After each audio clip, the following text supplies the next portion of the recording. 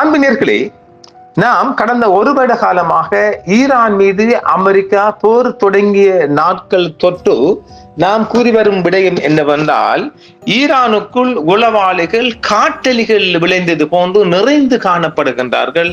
அதன் ஈரான் துரிதகதிகமாக அவர்களை கிளிர் செய்யப்படவில்லை என்றால் ஈரானுக்குள் ஏகப்பட்ட கொலைகள் அரங்கேறும் என்று நாம் தொடர்ச்சியாக நாம் இப்பொழுது கிட்டத்தட்ட ஒரு 1000 காணொளிகள் நிறைவு செய்ய போகின்றோம். அந்த வகையில் நாம் இந்த எமது பல 100 காணொளிகளில் இந்த ஈரான் விடயம் வந்த போதெல்லாம் நாம் கூறி வருவது, ஈரானுக்குள் இந்தியன் தொற்று இலங்கைக்காரங்க கிடையாது, எல்லா வகையிலும் உளவுக்காரங்க நிறைந்து காணப்படுகின்றார் என்று சொன்னோம் இல்லையா? இப்பொழுது பத்திரிகையாளர் ஜேர்னலிஸ்ட் வேடத்தில் 2 உளவாளிகள், மிகப்பெரிய மொசாட்டுடன் தொடர்புடைய 2 உளவாளிகள் இன்று செவ்வாய்க்கிழமை கைது செய்யப்பட்டிருக்கிறார்கள். அது ஒரு புறம் இருக்க, தென்கிழக்கு ஈரானில் இஸ்ரேலுடன் தொடர்புடைய ஒரு தீவிரவாத குழுக்களை, உளவு பிரிவுகளை கைது செய்திருக்கின்றார்கள் ஈரானுக்குள். இவர்கள் மிகப்பெரிய ஒரு இஷ்யூ செய்தியாக வெளிவந்தவர் இருக்கிறது. பாகிஸ்தானை எல்லையாக கொண்ட நாட்டின் தென்கிழக்கு மாகாணமான, அதாவது பாகிஸ்தான் தென்கிழக்கு மாகாணமான சிஸ்தான் மற்றும் பலுசிஸ்தான் 2 நாடுகளா எல்லையில் இஸ்ரேலிய ஆட்சியுடன் தொடர்புடைய 4 தீவிரவாத குழுக்களை ஈரானிய உளவு படைகள் வெற்றிகரமாக ஒழித்துள்ளதாக தெரிவிக்கின்றது ஈரான். அதாவது 4 குழுக்கள் எத்தனை பேர் பார்ப்போம். மொசாட் அமைப்புடன் தொடர்புடைய இந்த குழுக்களை சேர்ந்த 19 உறுப்பினர்கள் தொடர்ச்சியான சிக்கலான நடவடிக்கைகளை தொடர்ந்து கண்டறியப்பட்டு பிடிக்கப்பட்டதாக ஈரானின் உளவுத்துறை அமைச்சகம் செவ்வாய்க்கிழமையான இன்று மாலை தெரிவித்துள்ளது. அவர்கள் பயங்கரவாத மற்றும் நாசவேலை செயல்களை மேற்கொள்ள திட்டமிட்டனர் என்றும், ஆனால் எதையும் அவர்கள் செய்வதற்கு முன்பே கைது செய்யப்பட்டனர் என்றும் ஈரான் தெரிவித்துள்ளது.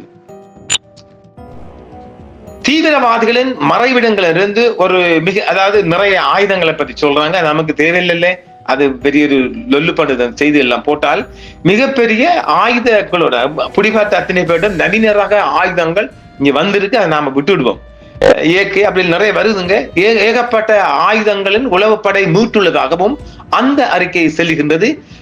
அதாவது கணிசமான அளவு இலகுரக மற்றும் ஓரளவு கனரக ஆயுதங்கள் கூட அவங்ககிட்ட பிடிபட்டிருக்கு. யாரு? உளவாளிகள் கிட்ட. கைது செய்யப்பட்டவர்கள் ஈரான் அல்ல, வெளியூர்காரங்களாம். அவர்கள் ஈரானின் கிழக்கு அண்டை நாடுகளில் உள்ள தாக்ரி பயங்கரவாத குழுக்களால் ஆட்சேர்ப்பு செய்யப்பட்டு எரிகுண்டுகளையும் ஏனைய குண்டுகளையும் நடத்துவதற்கான பயிற்சி பெற்றிருந்தனர் என்றும் ஈரானிய உளவுத்துறை அமைச்சகம் தெரிவித்திருக்கிறது.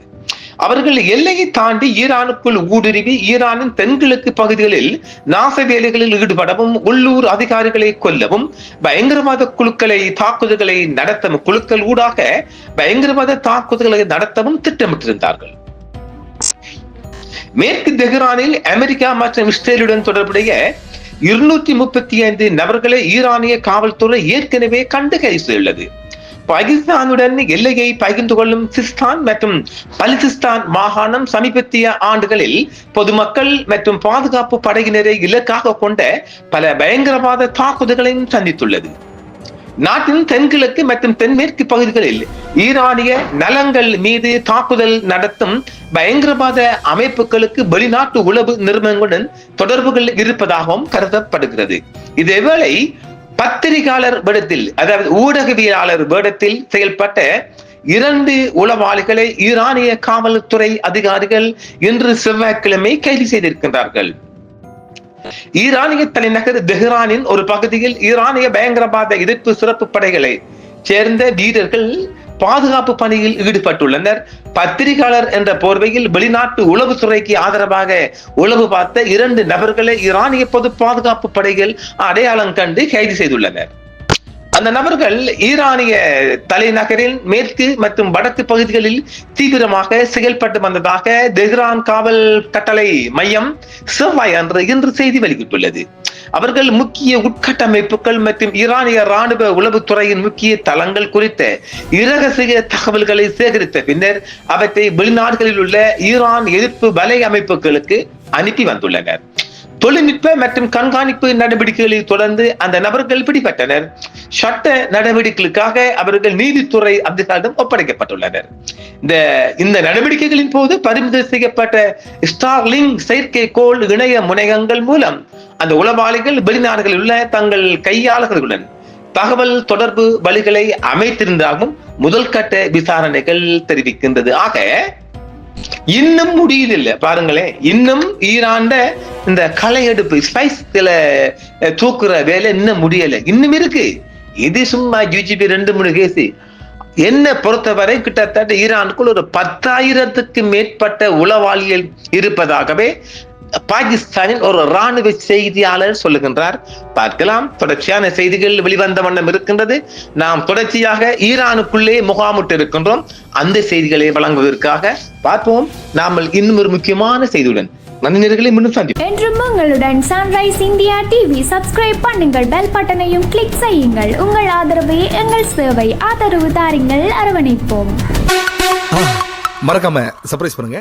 தேங்க்யூ.